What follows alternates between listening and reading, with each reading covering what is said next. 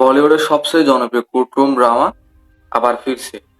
হ্যাঁ, জলি এলএলবি 3 নিয়ে আসছে অক্ষয় কুমার আর আরশাদ ওয়ারসি। এখন লড়াই হবে একেবারে জমজম। 2013 আর 2017 সালে আমরা যা দেখছিলাম, কিভাবে এক সাধারণ উকিল থেকে বড় লড়াই পর্যন্ত জার্নি দেখানো হয়েছিল, এবার দুই জলি মুখোমুখি। অক্ষয় কুমার আর আরশাদ ওয়ারসি, এক পাশে প্র্যাকটিক্যাল লয়ার, অন্য পাশে ইমোশনাল কৌতুক মেশানো লয়ার। মানে এক আদালতে দুই জলি আর সঙ্গে পাগলাটে মজার। ট্রেইলারে যেমন মজার মজার ডায়লগ আছে, তেমন কোর্টরুমও সিরিয়াস ড্রামা থাকবে।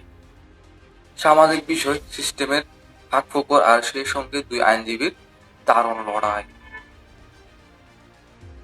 অক্ষয় কুমারকে এবার এক নতুন মোড়ে দেখা যাচ্ছে, সিরিয়াস আর কৌতুক দুটোই একসাথে।